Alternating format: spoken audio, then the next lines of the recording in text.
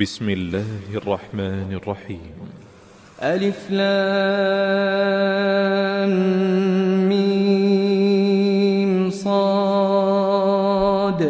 كتاب أنزل إليك فلا يكن في صدرك حرج منه لتنذر به وذكرى للمؤمنين. اتبعوا ما أنزل إليكم من ربكم ولا تتبعوا من دونه أولياء قليلا ما تذكرون. وكم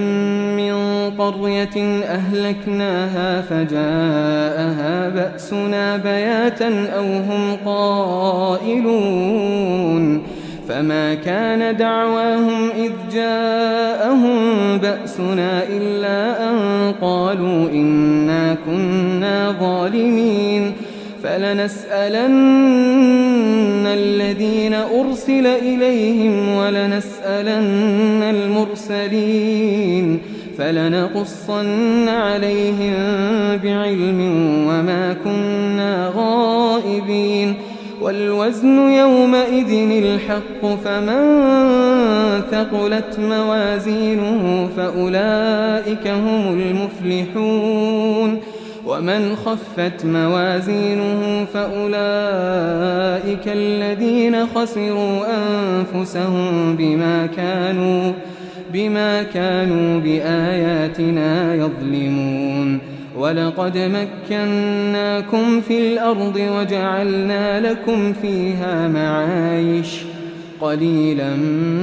ما تشكرون. ولقد خلقناكم ثم صورناكم ثم قلنا للملائكة اسجدوا لآدم فسجدوا إلا إبليس لم يكن من الساجدين. قال ما منعك ألا تسجد إذ أمرتك؟ قال أنا خير منه خلقتني من نار وخلقته من طين.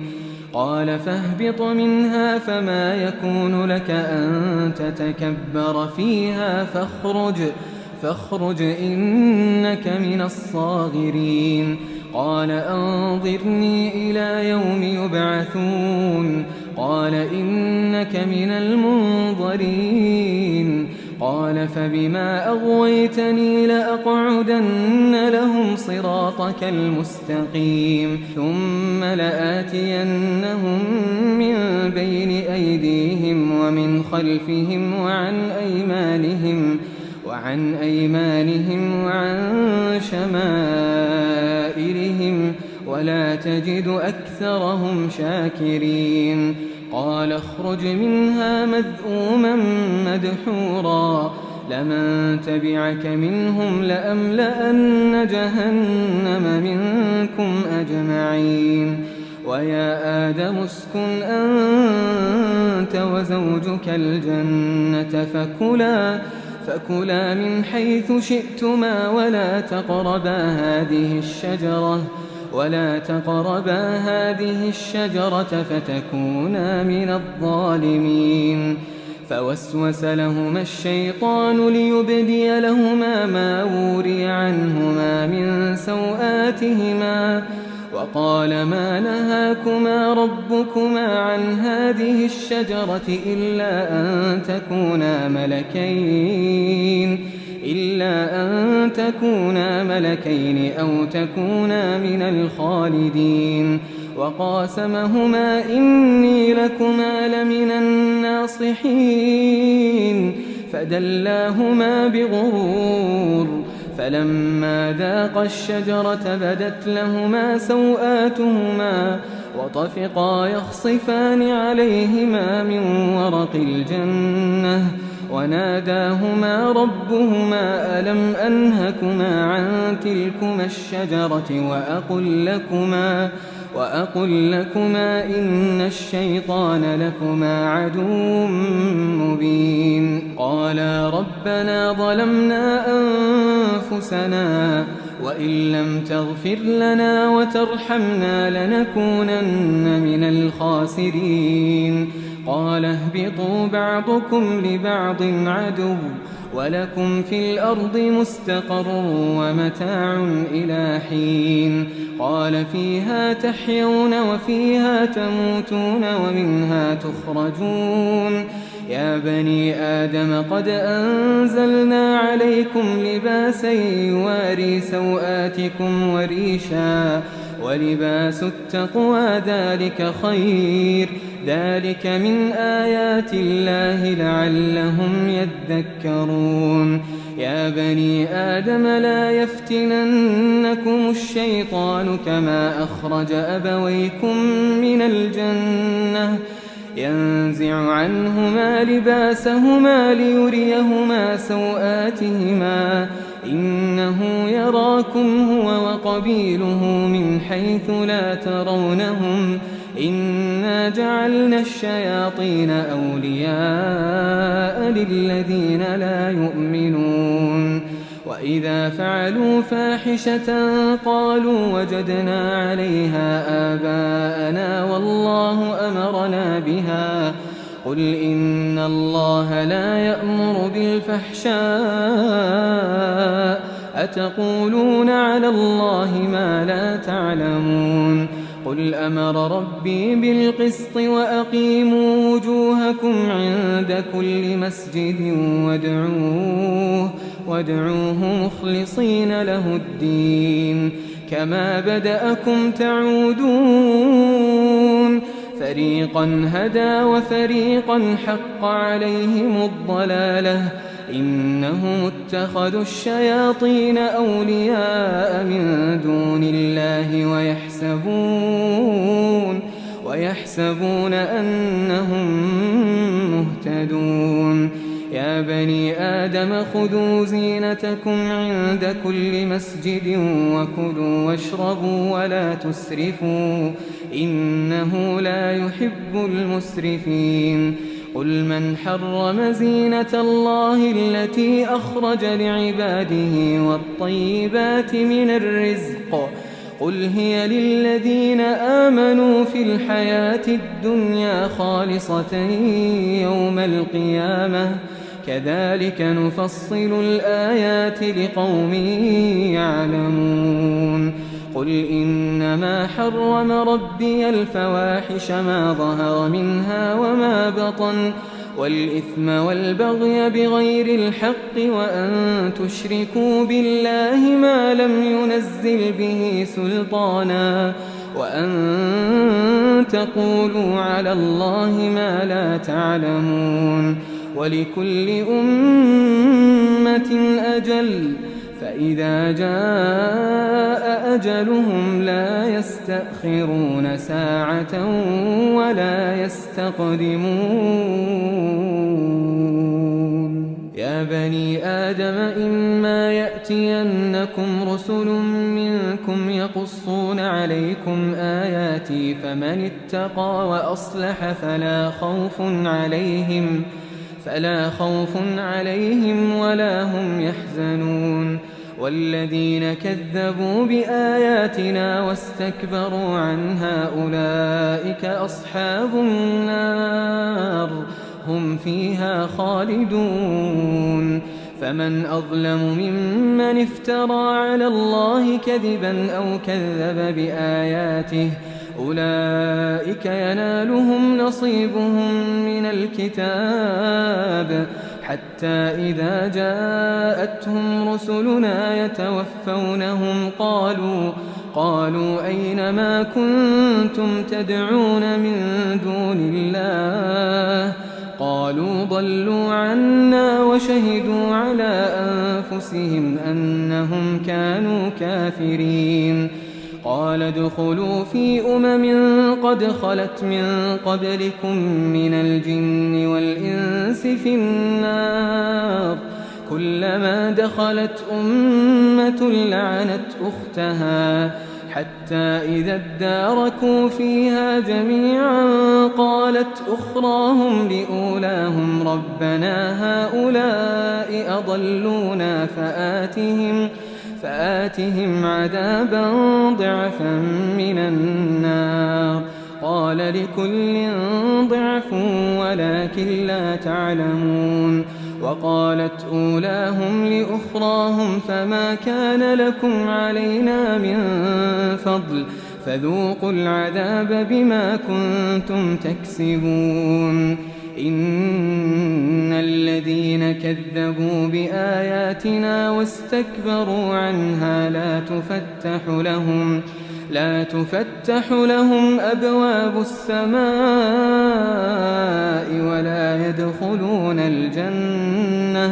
ولا يدخلون الجنة حتى يلج الجمل في سم الخياط وكذلك نجزي المجرمين لهم من جهنم مهاد ومن فوقهم غواش وكذلك نجزي الظالمين والذين آمنوا وعملوا الصالحات لا نكلف نفسا إلا وسعها أولئك أصحاب الجنة هم فيها خالدون ونزعنا ما في صدورهم من غل تجري من تحتهم الأنهار وقالوا الحمد لله الذي هدانا لهذا وما كنا لنهتدي لولا أن هدانا الله لقد جاءت رسل ربنا بالحق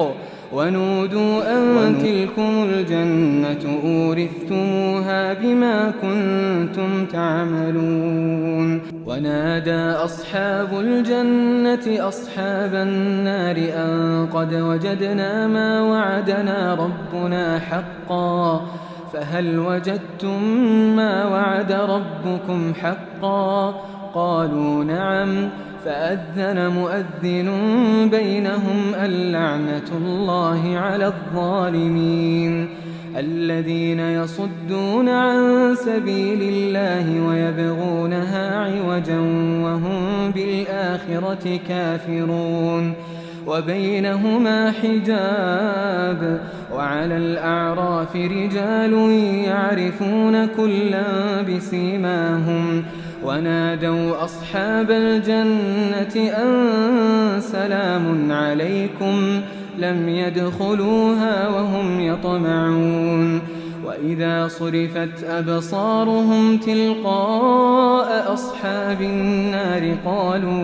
قالوا ربنا لا تجعلنا مع القوم الظالمين ونادى أصحاب الأعراف رجالا يعرفونهم بسيماهم قالوا ما أغنى عنكم جمعكم وما كنتم تستكبرون أهؤلاء الذين أقسمتم لا ينالهم الله برحمة ادخلوا الجنة لا خوف عليكم ولا أنتم تحزنون ونادى أصحاب النار أصحاب الجنة أن أفيضوا علينا من الماء أو مما رزقكم الله قالوا إن الله حرمهما على الكافرين الذين اتخذوا دينهم لهوا ولعبا وغرتهم الحياة الدنيا فاليوم ننساهم كما نسوا لقاء يومهم هذا وما كانوا بآياتنا يجحدون ولقد جئناهم بكتاب فصلناه على علم هدى ورحمة لقوم يؤمنون هل ينظرون إلا تأويله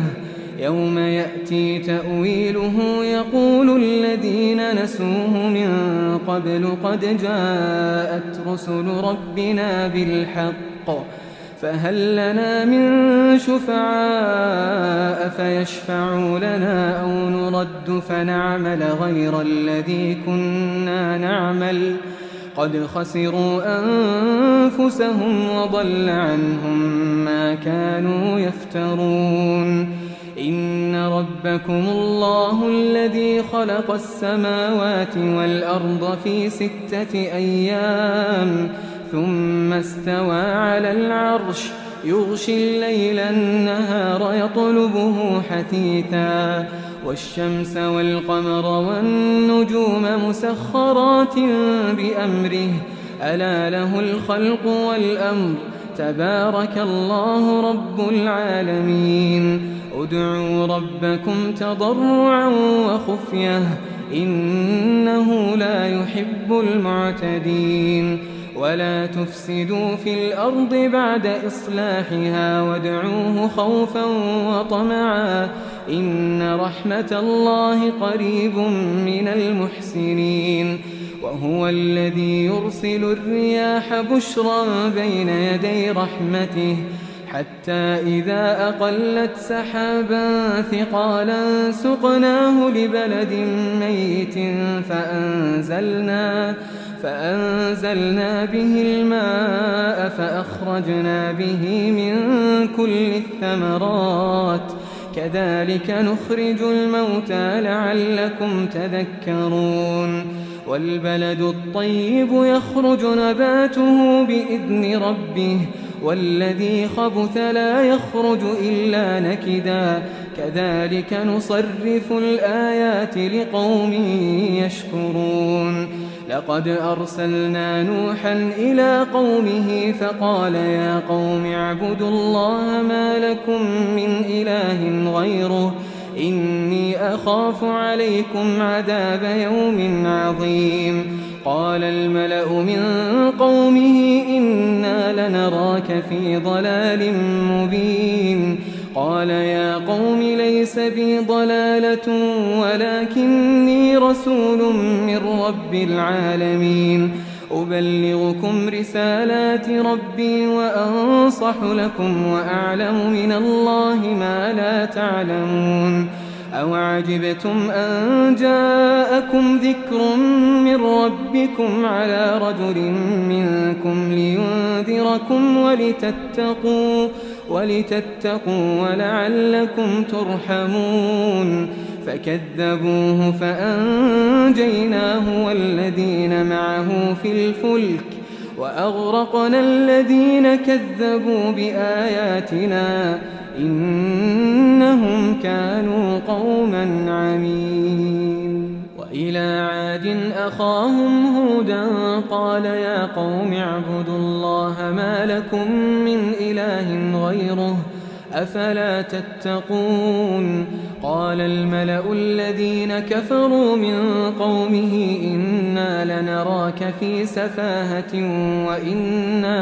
وإنا لنظنك من الكاذبين قال يا قوم ليس بي سفاهة ولكني رسول من رب العالمين أبلغكم رسالات ربي وأنا لكم ناصح أمين أوعجبتم أن جاءكم ذكر من ربكم على رجل منكم لينذركم واذكروا إذ جعلكم خلفاء من بعد قوم نوح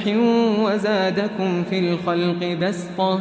فاذكروا آلاء الله لعلكم تفلحون قالوا أجئتنا لنعبد الله وحده ونذر ما كان يعبد آباؤنا فأتنا بما تعدنا إن كنت من الصادقين قال قد وقع عليكم من ربكم رجس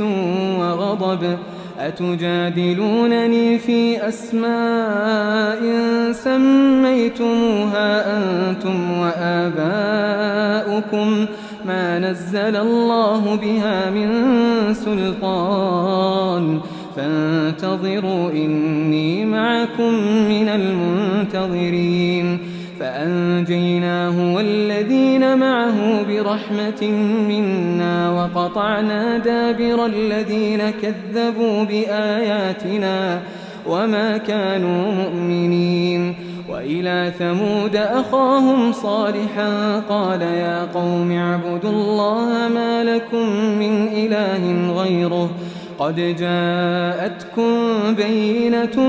من ربكم هذه ناقة الله لكم آية فذروها تأكل في أرض الله ولا تمسوها بسوء فيأخذكم عذاب أليم واذكروا إذ جعلكم خلفاء من بعد عاد وبوأكم في الأرض تتخذون من سهولها قصورا وتنحتون الجبال بيوتا فاذكروا آلاء الله ولا تعثوا في الأرض مفسدين قال الملأ الذين استكبروا من قومه للذين استضعفوا لمن آمن منهم أتعلمون أن صالحا مرسل من ربه قالوا إنا بما أرسل به مؤمنون قال الذين استكبروا إنا بالذي آمنتم به كافرون فعقروا الناقة وعتوا عن أمر ربهم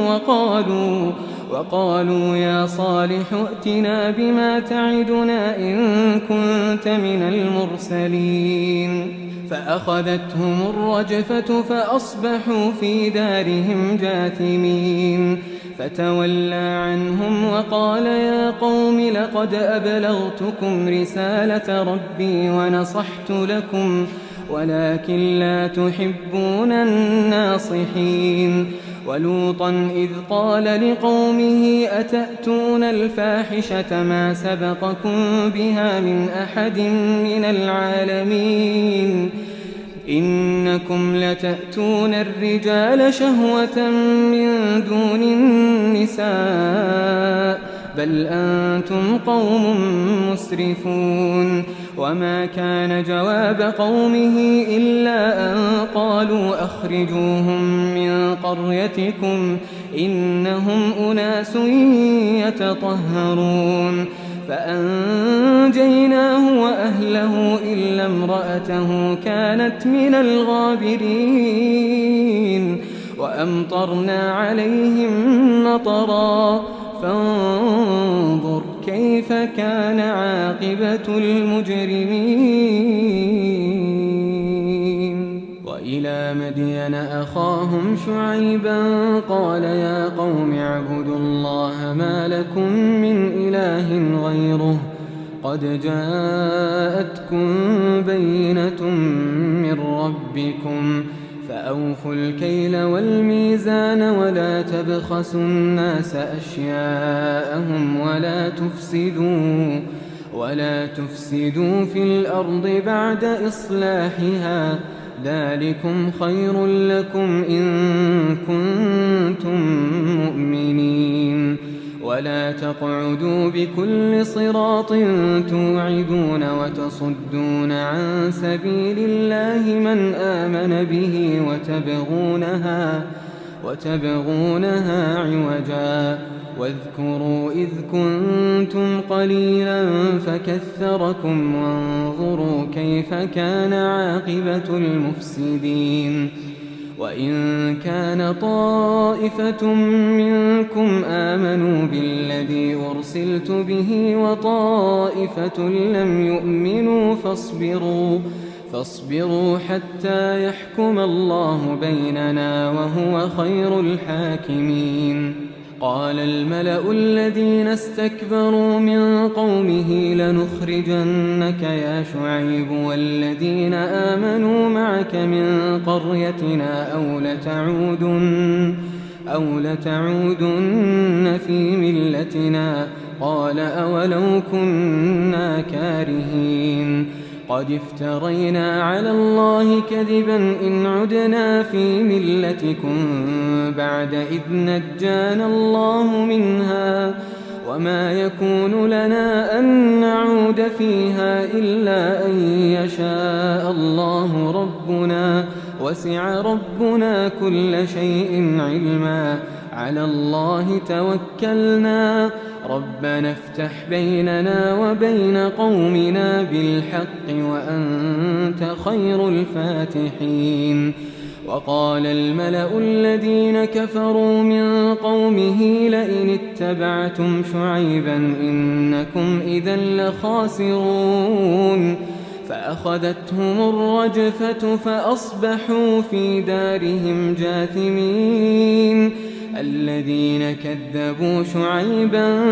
كأن لم يغنوا فيها الذين كذبوا شعيبا كانوا هم الخاسرين فتولى عنهم وقال يا قوم لقد أبلغتكم رسالات ربي ونصحت لكم فكيف آسى على قوم كافرين. وما أرسلنا في قرية من نبي إلا أخذنا أهلها بالبأساء والضراء لعلهم يضرعون ثم بدلنا مكان السيئة الحسنة حتى عفوا وقالوا قد مس آباءنا الضراء والسراء فأخذناهم بغتة وهم لا يشعرون. ولو أن أهل القرى آمنوا واتقوا لفتحنا عليهم بركات من السماء والأرض ولكن كذبوا فأخذناهم بما كانوا يكسبون. أفأمن أهل القرى أن يأتيهم بأسنا بياتا وهم نائمون أو أمن أهل القرى أن يأتيهم بأسنا ضحى وهم يلعبون أفأمنوا مكر الله فلا يأمن مكر الله إلا القوم الخاسرون. أولم يهد للذين يرثون الأرض من بعد أهلها أن لو نشاء أصبناهم بذنوبهم ونطبع على قلوبهم فهم لا يسمعون. تلك القرى نقص عليك من أنبائها ولقد جاءتهم رسلهم بالبينات فما كانوا ليؤمنوا بما كذبوا من قبل كذلك يطبع الله على قلوب الكافرين وما وجدنا لأكثرهم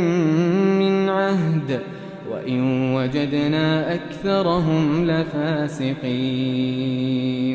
ثم بعثنا من بعدهم موسى بآياتنا إلى فرعون وملئه فظلموا بها فانظر كيف كان عاقبة المفسدين. وقال موسى يا فرعون إني رسول من رب العالمين حقيق على ألا أقول على الله إلا الحق قد جئتكم ببينة من ربكم فأرسل معي بني إسرائيل. قال إن كنت جئت بآية فأت بها إن كنت من الصادقين. فألقى عصاه فإذا هي ثعبان مبين ونزع يده فإذا هي بيضاء للناظرين. قال الملأ من قوم فرعون إن هذا لساحر عليم يريد أن يخرجكم من أرضكم فماذا تأمرون. قالوا أرجه وأخاه وأرسل في المدائن حاشرين يأتوك بكل ساحر عليم. وجاء السحرة فرعون قالوا إن لنا لأجرا إن كنا نحن الغالبين. قال نعم وإنكم لمن المقربين. قالوا يا موسى إما أن تلقي وإما أن نكون نحن الملقين قال ألقوا فلما ألقوا سحروا أعين الناس واسترهبوهم وجاءوا بسحر عظيم وأوحينا إلى موسى أن ألق عصاك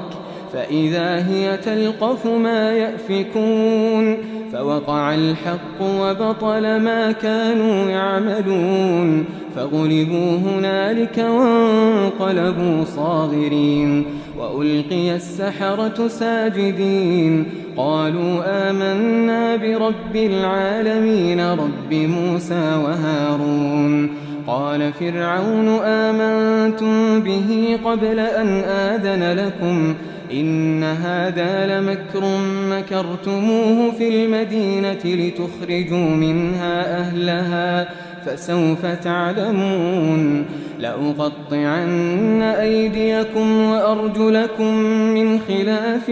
ثم لأصلبنكم أجمعين قالوا إنا إلى ربنا منقلبون وما تنقم منا إلا أن آمنا بآيات ربنا لما جاءتنا ربنا أفرغ علينا صبرا وتوفنا مسلمين وقال الملأ من قوم فرعون أتذر موسى وقومه ليفسدوا في الأرض ويذرك وآلهتك قال سنقتل أبناءهم ونستحيي نساءهم وإنا فوقهم قاهرون قال موسى لقومه استعينوا بالله واصبروا إن الأرض لله يورثها من يشاء من عباده والعاقبة للمتقين قالوا أوذينا من قبل أن تأتينا ومن بعد ما جئتنا قال عسى ربكم أن يهلك عدوكم ويستخلفكم في الأرض فينظر كيف تعملون ولقد أخذنا آل فرعون بالسنين ونقص من الثمرات لعلهم يذكرون فإذا جاءتهم الحسنة قالوا لنا هذه وإن تصبهم سيئة يطيروا بموسى ومن معه ألا إنما طائرهم عند الله ولكن أكثرهم لا يعلمون وقالوا مهما تأتنا به من آية لتسحرنا بها فما نحن لك بمؤمنين فأرسلنا عليهم الطوفان والجراد والقمل والضفادع والدم آيات مفصلات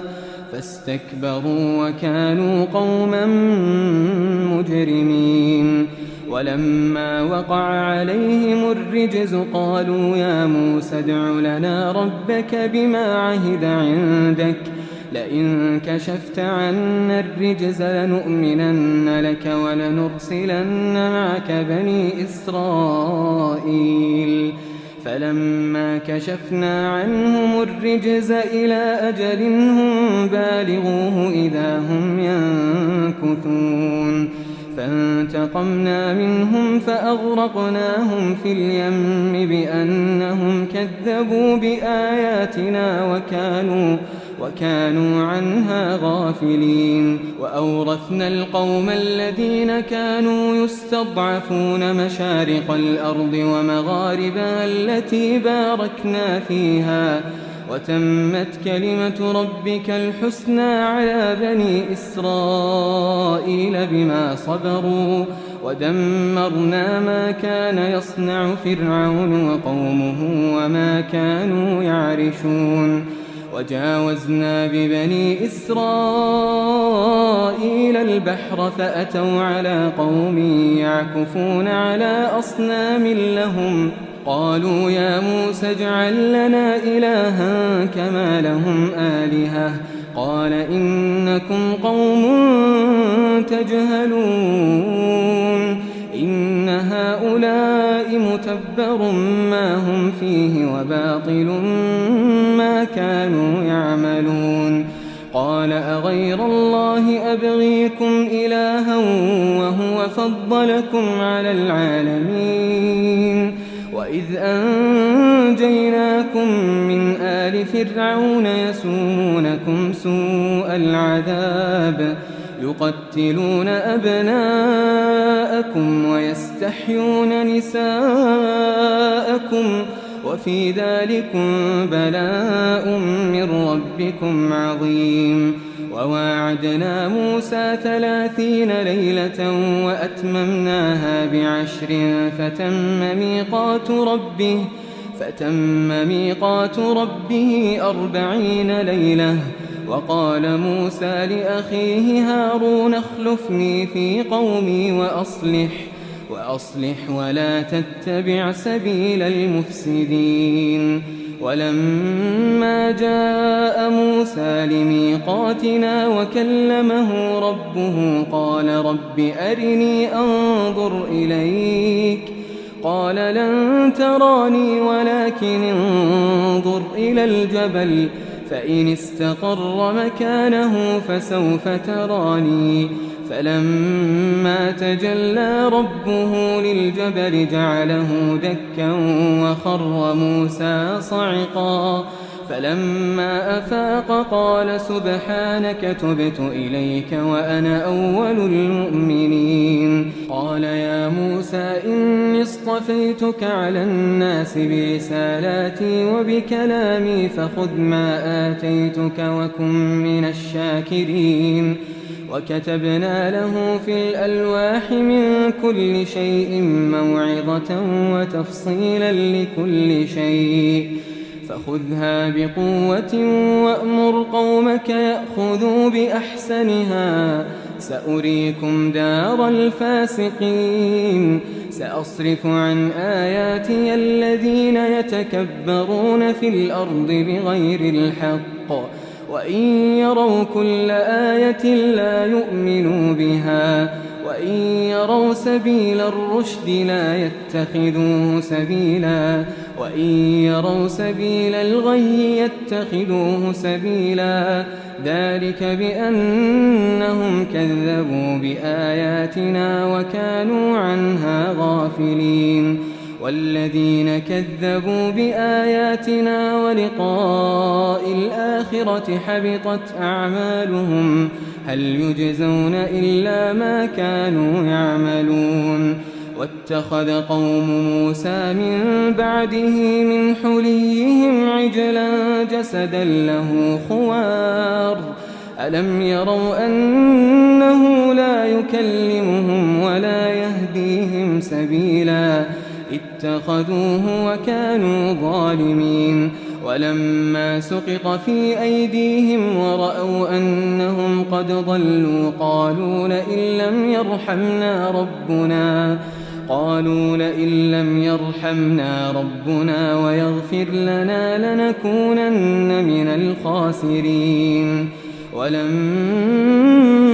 رجع موسى إلى قومه غضبان أسفا قال بئس ما خلفتموني من بعدي أعجلتم أمر ربكم وألقى الألواح وأخذ برأس أخيه يجره إليه قال ابن أم إن القوم استضعفوني وكادوا يقتلونني فلا تشمت بي الأعداء ولا تجعلني مع القوم الظالمين قال رب اغفر لي ولأخي وأدخلنا في رحمتك وأنت أرحم الراحمين إن الذين اتخذوا العجل سينالهم غضب من ربهم وذلة في الحياة الدنيا وكذلك نجزي المفترين والذين عملوا السيئات ثم تابوا من بعدها وآمنوا إن ربك من بعدها لغفور رحيم ولما سكت عن موسى الغضب أخذ الألواح وفي نسختها هدى ورحمة للذين هم لربهم يرهبون واختار موسى قومه 70 رجلا لميقاتنا فلما أخذتهم الرجفة قال رب لو شئت أهلكتهم من قبل وإياي أتهلكنا بما فعل السفهاء منا إن هي إلا فتنتك تضل بها من تشاء وتهدي من تشاء أنت ولينا فاغفر لنا وارحمنا وأنت خير الغافرين واكتب لنا في هذه الدنيا حسنة وفي الآخرة إنا هدنا إليك قال عذابي أصيب به من أشاء ورحمتي وسعت كل شيء فسأكتبها للذين يتقون ويؤتون الزكاة والذين هم بآياتنا يؤمنون الذين يتبعون الرسول النبي الأمي الذي يجدونه مكتوبا عندهم في التوراة والإنجيل يأمرهم بالمعروف وينهاهم عن المنكر ويحل لهم الطيبات ويحرم عليهم الخبائث ويضع عنهم إصرهم والأغلال التي كانت عليهم فالذين آمنوا به وعزروه ونصروه واتبعوا النور الذي أنزل معه أولئك هم المفلحون قل يا أيها الناس إني رسول الله إليكم جميعا الذي له ملك السماوات والأرض لا إله إلا هو يحيي ويميت فآمنوا بالله ورسوله النبي الأمي الذي يؤمن بالله وكلماته واتبعوه لعلكم تهتدون ومن قوم موسى أمة يهدون بالحق وبه يعدلون وقطعناهم 12 أسباطا أمما وأوحينا إلى موسى إذ استسقاه قومه أن اضرب بعصاك الحجر فانبجست منه 12 عينا قد علم كل أناس مشربهم وظللنا عليهم الغمام وأنزلنا عليهم المن والسلوى كلوا من طيبات ما رزقناكم وما ظلمونا ولكن كانوا أنفسهم يظلمون وإذ قيل لهم اسكنوا هذه القرية وكلوا منها حيث شئتم وقولوا حطة وادخلوا الباب سجدا نغفر لكم خطيئاتكم سنزيد المحسنين فبدل الذين ظلموا منهم قولا غير الذي قيل لهم فأرسلنا عليهم رجزا من السماء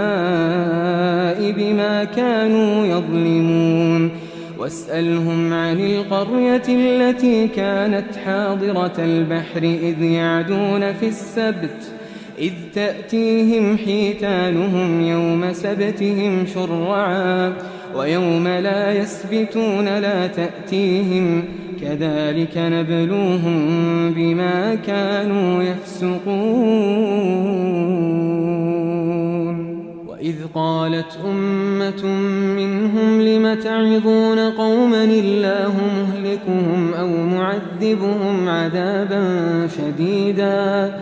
قالوا معذرة إلى ربكم ولعلهم يتقون فلما نسوا ما ذكروا به أنجينا الذين ينهون عن السوء وأخذنا الذين ظلموا بعذاب بئيس بما كانوا يفسقون فلما عتوا عما نهوا عنه قلنا لهم كونوا قردة خاسئين وإذ تأذن ربك ليبعثن عليهم إلى يوم القيامة من يسومهم سوء العذاب إن ربك لسريع العقاب وإنه لغفور رحيم وقطعناهم في الأرض أمما منهم الصالحون ومنهم دون ذلك وبلوناهم بالحسنات والسيئات لعلهم يرجعون فخلف من بعدهم خلف ورثوا الكتاب يأخذون عرض هذا الأدنى ويقولون سيغفر لنا وإن يأتهم عرض مثله يأخذوه ألم يؤخذ عليهم ميثاق الكتاب ألا يقولوا على الله إلا الحق ودرسوا ما فيه والدار الآخرة خير للذين يتقون أفلا تعقلون والذين يمسكون بالكتاب وأقاموا الصلاة إنا لا نضيع أجر المصلحين وإذ نتقنا الجبل فوقهم كأنه ظلة وظنوا أنه واقع بهم خذوا ما آتيناكم بقوة واذكروا ما فيه لعلكم تتقون وإذ أخذ ربك من بني آدم من ظهورهم ذريتهم وأشهدهم على أنفسهم ألست بربكم قالوا بلى شهدنا أن تقولوا يوم القيامة إنا كنا عن هذا غافلين أو تقولوا إنما أشرك آباؤنا من قبل وكنا ذرية من بعدهم أفتهلكنا بما فعل المبطلون وكذلك نفصل الآيات ولعلهم يرجعون واتل عليهم نبأ الذي آتيناه آياتنا فانسلخ منها فأتبعه الشيطان فكان من الغاوين ولو شئنا لرفعناه بها ولكنه أخلد إلى الأرض واتبع هواه فمثله كمثل الكلب إن تحمل عليه يلهث أو تتركه يلهث ذلك مثل القوم الذين كذبوا بآياتنا فاقصص القصص لعلهم يتفكرون ساء مثلا القوم الذين كذبوا بآياتنا وأنفسهم كانوا يظلمون من يهد الله فهو المهتدي ومن يضلل فأولئك هم الخاسرون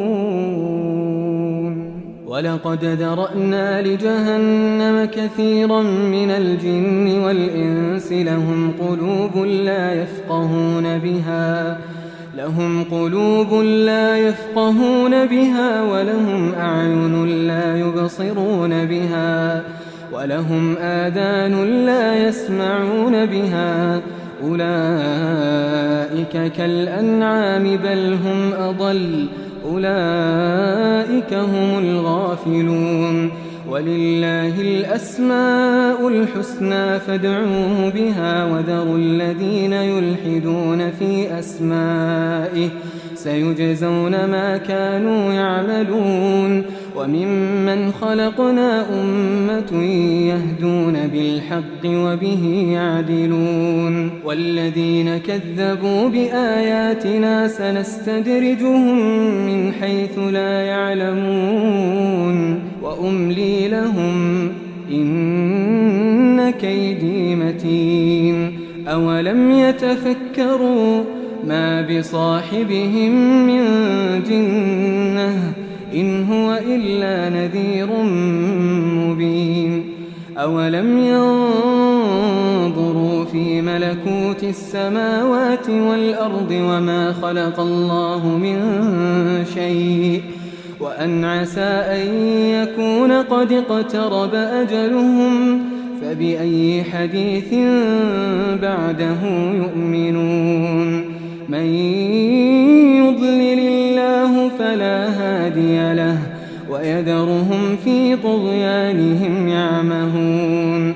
يسألونك عن الساعة أيان مرساها قل إنما علمها عند ربي لا يجليها لوقتها إلا هو ثقلت في السماوات والأرض لا تأتيكم إلا بغتة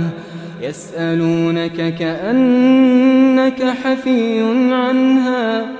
قل إنما علمها عند الله ولكن أكثر الناس لا يعلمون قل لا أملك لنفسي نفعا ولا ضرا إلا ما شاء الله ولو كنت أعلم الغيب لاستكثرت من الخير وما مسني السوء إن أنا إلا نذير وبشير لقوم يؤمنون هو الذي خلقكم من نفس واحدة وجعل منها زوجها ليسكن إليها فلما تغشاها حملت حملا خفيفا فمرت به فلما أثقلت دعوا الله ربهما لئن آتيتنا صالحا لنكونن من الشاكرين فلما آتاهما صالحا جعلا له شركاء فيما آتاهما فتعالى الله عما يشركون أيشركون ما لا يخلق شيئا وهم يخلقون ولا يستطيعون لهم نصرا ولا أنفسهم ينصرون وإن تدعوهم إلى الهدى لا يتبعوكم سواء عليكم أدعوتموهم أم أنتم صامتون إن الذين تدعون من دون الله عباد أمثالكم فادعوهم فليستجيبوا لكم إن كنتم صادقين ألهم أرجل يمشون بها أم لهم أيدي يبطشون بها أم لهم أعين يبصرون بها أم لهم آذان يسمعون بها قل ادعوا شركاءكم ثم كيدون فلا تنظرون إن وليي الله الذي نزل الكتاب وهو يتولى الصالحين والذين تدعون من دونه لا يستطيعون نصركم ولا أنفسهم ينصرون وإن تدعوهم إلى الهدى لا يسمعوا وتراهم ينظرون إليك وهم لا يبصرون خذ العفو وأمر بالعرف وأعرض عن الجاهلين وإما ينزغنك من الشيطان نزغ فاستعذ بالله إنه سميع عليم إن الذين اتقوا إذا مسهم طائف من الشيطان تذكروا فإذا هم مبصرون وإخوانهم يمدونهم في الغي ثم لا يقصرون وإذا لم تأتهم بآية قالوا لولا اجتبيتها قل إنما أتبع ما يوحى إلي من ربي هذا بصائر من ربكم وهدى ورحمة لقوم